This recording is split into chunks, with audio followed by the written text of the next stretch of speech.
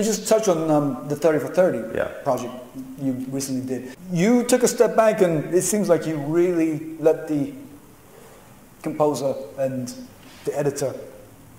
Well, that's what it looks like. I'm doing, I mean, you know, the funniest question I get. You're orchestrating. Yeah, I'm directing. The biggest question I get, I remember I was at a screening of 30 for 30, and someone said, so I'm curious, since you guys didn't shoot anything, what did you do as a director? And I was like, well, everything. I walked the composer through what the score should be.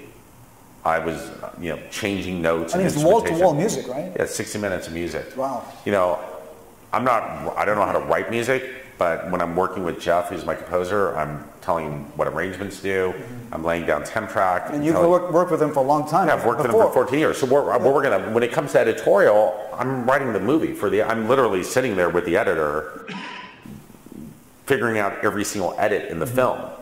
You know, like I know in my movies, and I also produce my movies, so I could tell you where every shot comes from, how much it costs, what the licensing issues were, what's on 12 frames of either side of the shot. Because one of my favorite parts of this type of filming is when I get to the end, I go in through the whole film in trim mode, and I just start going back on each shot. To get the exact minutes. Is there 3 frames? No, not to time the film, to make sure that each shot is as fluid and seamless as I want it to be.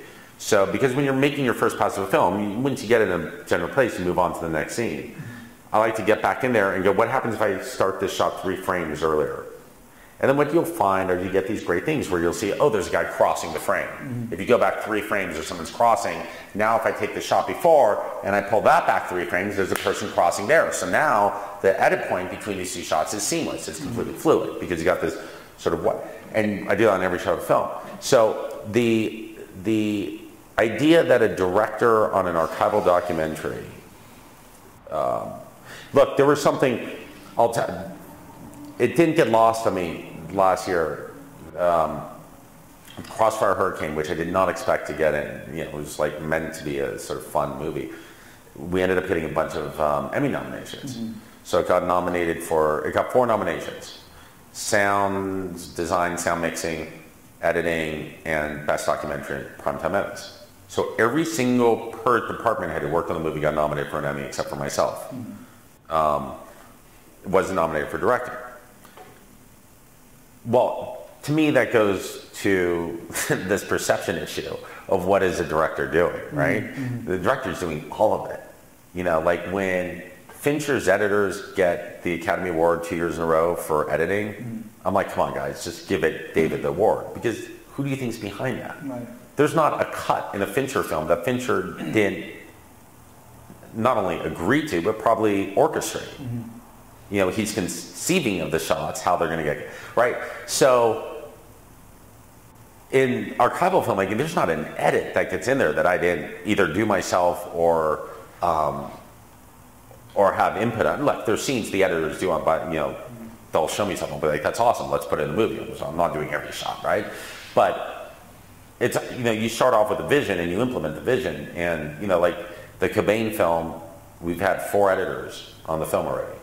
You know, some got fired. There's a whole history here with this film. It's still the same movie. I could have finished the movie with any one of those editors. Because your vision was your vision. Because I know where I'm trying to get it to. And it's either, to me, the difference is it's either going to be a harder ride there or a much easier ride.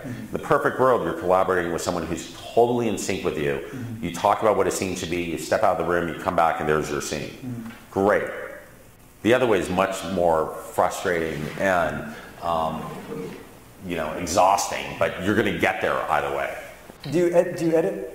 I'm an uncredited editor. I prefer not to, but if an editor's having trouble finding the scene, I mean, my avid's right there. So I'll come in here, I'll cut the scene, and throw it back into the cut. And on the Cobain film, I've probably done more editing than I have in a while. I did like 3 months at the top of the film to help set up the language of the film. Have you been editing since film school? Yeah, well, you have to when you're starting out because nobody is going to cut your film for you. So. Right. You have to learn how to cut at least until you get someone hires you to gives you enough money to hire an editor. I mean, editors to me are, it really is a these type of movies are there's two people making films. It bums me out to no end that contractually producers get credited before editors on a documentary, like on my type of documentaries. Right. There's no business for that. And the reality is, it's the editor, myself, the sound designer, the colorist, and the composer. That's how we make our films. You know what I mean? Like, I'm making film of all appropriated footage. So the color is one of the few tools I have to make it my own, or to put my stamp on it. Right. I had a color session for Crossfire Hurricane. The colorist did it first, wanted to get started before I got there, and I walked in, and it was like, it was terrible. And I said, he said to me, so I take it you just want me to restore the stuff to like what it normally looks like. And I was like, absolutely the opposite. I was like, you want to give it a look. Well, it's not about, you can't really give a look across the board from a movie coming from 150 different sources. It will never fly. Right. But if I take a shot from an existing film and use it in my film, I'm appropriating every aspect of that shot. So now the meaning is slightly different. Maybe the original meaning was something warm, but where I'm using that image, it's something much more detached and cooler, right? Just in the context in which it's used. And I'm going to get there on my own. So I'm going to approach each shot in the coloring specific to that moment in our film. There's also things that you start to realize at this, when you're doing this type of filmmaking, where it's not about, sometimes it's about taking footage from 9 different sources and making it look like it's all from the same source. And sometimes you realize that you're never going to achieve that, so you actually go 180 degrees and you pull each one apart. There's a scene in Crossfire Hurricane, that first concert scene, Street Fighting Man. That's culled from dozens of sources, and single camera, multi-camera, all over the map, right? And some video, some film that was transferred to video in 1972, and we don't know where the film is. And when we got to timing that scene, I specifically took certain shots and made the colors look more faded. I took certain shots, amped up the chroma. There were some color shots that I made black and white. I wanted it to feel like a hodgepodge, because the rest of the movie after that was going to be mixed media. And so I wanted to set a palette and an aggressive and a texture. It was about the grain and the size of the grain, and not trying to get it to match, but trying to push it away, because that to me was the Rolling Stones. If I were doing a film with Michael Jackson, I would never do that. But the Stones should be a little jagged, and they shouldn't be, they're messy. So it should evoke that visually. So something as subtle as color correction is being used to tell the story and to capture the experience. Now, I know that's nothing new, right? We all know as filmmakers and artists that, you use color. But the reality is, in documentaries, most people are going to the color trying to get it to be normal. No, they don't. That's what I'm saying. I think it's underutilized. They try to get things to be normal because there's this idea that it has to be objective, which is fading away. It has been fading away for the last 10 years. But sound design and color and editing and score are all I got to work with. Right, because, I'm going back to the kid stays in the picture. I mean, I don't remember a film. See, now with software, you can do a lot of that. Oh, yeah, you can do it. But back then, that took a lot of work, and I've never seen it. You know what it was? It wasn't. Here's how that came about, right? The Kid Stays in the Picture is financed by USA Films, which is Focus Features, Universal Studios. Documentaries still are really financed by studios, and particularly in 2000, the studios didn't do documentaries. I mean, New Line had released, or Fine Line had released Who Dreams, but they didn't, they bought it when it was done. You're talking the rarest of situations where in 2000 the studio's going to greenlight a $1.5 million documentary about Bob Evans. And so we knew going into it that it had to be, it was a theatrical experience. It had to be bigger. We had to offer the audience something they couldn't get from any true Hollywood story.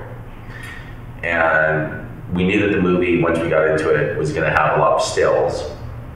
And there was very little moving footage of Bob.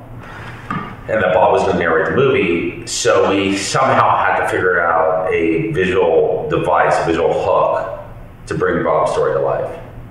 Initially, I was thinking that we would take these photographs of Bob and add 35 millimeter moving film plates for the background. Thank God that never happened. It would have been a horror show. It would have been insanely cheesy. The editor I was working with, named John Diaz, who was he had cut the movie American Movie, but he was primarily a commercial editor, and he was really good with graphics. And John was like, "Have you heard of After Effects?" And I'm like, "No, what's that?" And he showed me a little thing, and nobody at that point, After Effects was being used for web design and for titling. Nobody, for whatever reason, had figured out how to use After Effects for photo animation. Yeah, I mean now, kids are doing it on YouTube. Yeah, now it's like called a thing. It's like the kids. In preparation for this, I saw it again. It's so neatly done, and I can tell you part of why that film holds up, right? Because the challenge and the threat of doing like new media is that it's going to date itself. One of the things with new technologies or any technology is it's not about the technology, it's how you use it to service the story. And the reason I think the kid holds up is we didn't give the film with an audio track to an effects house and go ahead and send it back to me when it's done. We were approaching every photograph as if we were walking onto a set. Right. And we were figuring out where the camera was going to go, what the length of the dissolves, if an image is fading out on the left, when we come back into the superimpose the next one, it should come to the other side of the frame. There's a seamlessness of the flow of that film that it's because it's being orchestrated and directed. And I can pretty much point to you when I see a documentary where the filmmakers have sent out the material to an effects house and said, I need these images processed in some way, and then send it back, and you look at it and you go, it doesn't fit in. There's no threat, there's no transition in or out of the scene. So it's something that's still, and I get calls all the time, particularly right after the kid, people call me all the time and go, who did your visual effects? I was like, well, it's kind of irrelevant. Right. It's not about them, it's about you and how you're gonna do it. Like, I can tell you, the guys, we worked with a company called Edgeworks, had 12 animators in a room for 6 weeks going around the clock, and I would go from terminal to terminal to terminal. If I take a lunch break, I'd come back and a guy would be like, hey, can I show you this? And he'd show me this awesome shot that was fucking great, but it had nothing to do with the story we were telling or the information that image needed to present. I'd be like, yeah, that's great in and of itself, but let's try doing this, and this because it's coming into this shot, and we're in this valley in this film, and we need to get to this peak. So, you have to, well, you don't have to do anything, and everyone's got to find their own language, And everything we're talking about in relation to the documentary all goes back to my love of cinema, because the documentaries I'm making as whether they're presented on television. I think June 17th, 1994 is the only one that I made that sort of was made like a TV film, even though it isn't. But just because I didn't spend that much time on sound on it. My movies are meant to be experiences. So I want to go back to like movies when I was 5 years old. And just because they're based in reality or they're real doesn't mean they have to be stiff. It was the biggest mistake of my life. How could I have been so fucking dumb?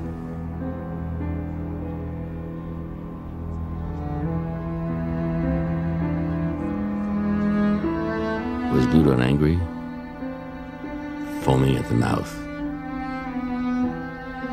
I'll never forgive you, Evans. He never did. Gone now are the sacred embrace of Ludon, never to return again. Paramount, the company I'd saved from the graveyard, gave a terse statement to the press concerning my new infamy. Evans is not an employee of Paramount and has not been an employee of Paramount for years. He has an independent contractor producing pictures for us.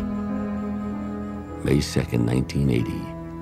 What a difference a day makes. you know what? I love movies. I like sports. I like pinball. It's just coming in. I'm a big pinball fanatic. And I love Disneyland. I'm like the guy who's like, most of my friends hate taking their kids to Disney. I'm like, dude, I'll take your kids to Disneyland for you. I loved it. I love, and I don't like Magic Mountain. I don't like roller coasters. I like the Fantasyland rides. I like the immersive experience. I'm 45 and I'm still I drag my kids onto those rides. They're like, let's go to Space Mountain. I'm like, no, let's go to Pinocchio. That's what I've been trying to do with movies since the Kids Days in the Picture. I mean, I used to describe the Kids Days in the Picture as if Disneyland had a ride called Bob Evans. This film should be it. And I've sort of used that same thought with every movie when I'm going into it. Like, I want to do the equivalent of a theme park ride of Kurt Cobain's life. And we talked a little bit about the 30 for 30. You went to school with Arnelle Simpson.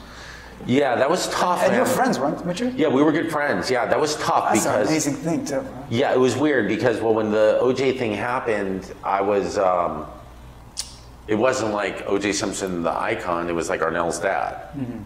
And that's some heavy shit, And the things just blew up all over the country suddenly. And then it blew up. And then when, years later, when ESPN approached me about doing the film, I was like, shit, it's a great story, but I don't want to make Arnelle suffer any more than she needs to already. Right. But the bottom line is the film is like, it's not an indictment of OJ or it is whatever it is. It's just, this is what happened that day. I mean, it's a bit of an indictment because I don't see how anyone can watch that film and not think that OJ is confessing to the crime in the car. Exactly. I mean, it's pretty blatant. It's very powerful. And it's all, source material. Dude, I'm a fraud because I choose, look, I'm privileged enough to get subject matters that it's hard to screw up. I mean, that's part of the game though, is knowing what subject matter, what canvas to work from. Part of the reason I haven't made that much work is because I wait for the right project. I know that, and also part of that is knowing that there's going to be an audience for the film at the end of the day. You spend 4 years working on a movie and nobody sees it, it's miserable. I've experienced it and I never want to experience it again. And so I choose my subjects carefully and I'm very blessed that I get these great subjects like Bob Evans or the OJ chase. And I say it's hard to screw up. It's hard to screw up, it's also hard to do those things right because people already know those stories so well that you're not really going to give them new stuff. Although the Cobain film is different. The Cobain film is going to, I think, completely blow people's, not the filmmaking. What we are going to show the world is going to blow their minds because we didn't set out to make a film with unseen footage. The fact is, all the material the public has ever seen of Kurt Cobain is a footnote to who Kurt Cobain was. He was never comfortable in front of the cameras. Our film is made up of everything that the world has never seen. So the first 60 minutes of a film, I don't think there's more than 2 minutes of material that is on YouTube or that anybody's ever seen. And Courtney Love was involved in this? Courtney's interviewed for the film, yeah. Wow. Yeah, because I was going to say, you haven't had, from what we see, many missteps, but we don't know the day-to-day of, what you went through in films, because these are long things. I mean, I don't think of Chicago 10 as a misstep, but it certainly wasn't as successful as it needed to be given the budget of that film. And so there have been moments of doubt. That was my moment. That was my low point, and I thought I might never make another film again. Oh, really? Wow. Yeah, and it was weird because that whole experience with that film, man, was really screwed up. I mean, I had my first film. I was sort of had the perfect trajectory at that point. I made my first film as my thesis in college. It gets nominated for an Oscar, wins the Directors Guild and IDA awards and all this shit. And the second one's The Kids Days in the Picture, premieres at Cannes and big global box office hit at the time for a documentary. Chicago 10 was my follow-up. And there was, a lot of pressure that I put upon myself. And I was going somewhere that I don't think had ever been gone, which was a fully blown animated documentary. you know, using contemporary music to tell a story about the 60s. I mean, we were going for broke on that film. And the story of that thing was when the programmers at Sundance saw the film, they called me up and said, they were the only people who'd seen the film, they said, this has to be opening night. And this is the only place we'll show it. This is gonna blow the fucking worlds wide open. And very specifically, they were like, this is gonna be one of the highest grossing documentaries of all time. You're gonna double the gross of Inconvenient Truth with this movie. So they were drinking the same Kool-Aid that I had been drinking. Because now I look back on that film, there's no way that thing was gonna gross that much money. But in the best possible scenario. So I rode into Sundance as a sort of favorite child, hadn't made a mistake yet, thinking I had the goods, and I don't think audiences were ready. I might have made some mistakes myself. I don't know what the story was, but the first 2 reviews out were Variety and Hollywood Reporter. They thrashed the film. 2 worst reviews I ever got on that movie happened to be the first 2. Industry perceptions, everything. And in time, you know, within 3 months of Sundance, Walter Parks optioned it. Aaron Sorkin adapted it for Steven Spielberg. You know, so we're talking about some like heavy hitters who like loved the, you know, and we ended up getting on a bunch of top 10 lists at the end. It was a weird movie, man. By the time the year was over, we had got nominated for a bunch of awards and this and that, but that stung because I worked so hard on that film and was like, it didn't connect the way I thought it would. And I was like, fuck this, I don't want to make another movie. And to be honest, the 30 for 30 was, they came to me, that was 2 years later. I'd been doing commercials, having a great career in commercials, and I was like, get my feet wet. And it wasn't a big commitment, and the film was really well received, and I was like, oh, this is great.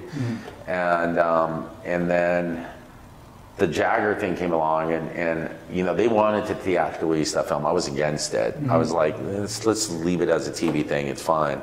So the Cobain film is really, in a way, the first movie that I'm fully in control over since Chicago 10, which is now, I started making Chicago 10 in 2004, so that was 10 years ago.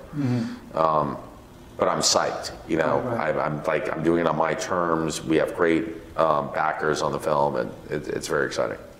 Is there a characteristic in you that helped you, you know, get through those tough times when you could have almost quit? Is it support of family, hard work? No, man, I bottomed out. I don't want to get too personal, but that, having had the early success I had with my career and then hitting a wall, and like I said, creatively it wasn't a wall. I love that film. Like, I think that film was ballsy. But in terms of box office and whatnot, yeah, it was a wall. And like I said, I was fortunate enough that I had already started a very successful commercial career, and I hid away in the commercial career and pretty much had a midlife crisis. But it's a perspective thing, isn't it? Because you're happy with the film, and you know how it is. I mean, if the critics say this and that, and people don't go, whatever. Yeah, well. But still, if you're happy with the film, and you still are. Yeah, it doesn't matter, man. You can be. You don't make films for yourself. I mean, yes, you make films because you want to see them. That's true. But if that's the case, I wouldn't take it out to Sundance. Like, you know, I'm making these films for the world. Like, you obviously make, and this isn't cheeky, you make a film for yourself. And part of the movies I make are, I haven't seen these movies. Like when we did The Kid Stays in the Picture, there was no reference point other than, the only reference point was this film Marlene, about Marlene Dietrich, that I think Max von Sydow had directed. And there really was very little connection other than she was talking off camera through the whole movie. That was it. There was no, let's go look at these 4 movies. When I did Chicago 10, there was nothing. I mean, it was an animated documentary, which was unheard of at that time. It was before Waltz with Bashir, and you know, I know the Hubley films, the animated films, which are quasi-docs, but we were going to uncharted territory. And the Cobain film is, the Cobain film, I don't have a reference. I just saw a film that sort of is a reference point, but I'm already deep into my film to consider it a reference point, which was the film about, it's a really great film, The Devil and Daniel Johnston. I just saw that recently, and I was like, oh, wow, man, that's about as close to the Cobain film as anything I've ever seen. But, you know, once again, starting the Cobain film, I just sort of felt like we were starting from scratch, because we're not doing a movie about Nirvana, we're doing a movie about Kurt Cobain, and it's a movie that's about Kurt's interior journey through life. It's not the most obvious documentary, and, you know, in which he tells his story through his work for the most part, and it's a gripping fucking narrative. Yeah, but that's going back to what we were talking about earlier. That's the joy, man. It's the Wild West. It's that you go into these unexplored territories and you try to figure it out. But I think that you have to, you know, I think, yeah, for me personally, I never lost faith in my abilities. That never wavered, because as I was experiencing that, my career was booming. So I had all the confidence. I just didn't want to endure it. You know, I make films for an audience, and if they're not coming, then I need to figure out what's going on. And it's interesting. We screened the first pass of Cobain last night, and there were certain things in the film, and I was talking to Joe, the editor, and I said, listen, if I had made this 7 years ago, there were things that I would say we're not going to touch. But I'm over alienating the audience just to make a point or to do something stylistically like innovative or whatever. I'm not into that. Like we're going to service the fucking audience on this one all the way through. Not all the way through. I'm not a sellout, but you know what I mean. Like, I listen, and I don't want to make some of the mistakes that I made when I was a little, sort of thought I was untouchable. You know, you learn and you mature and you grow.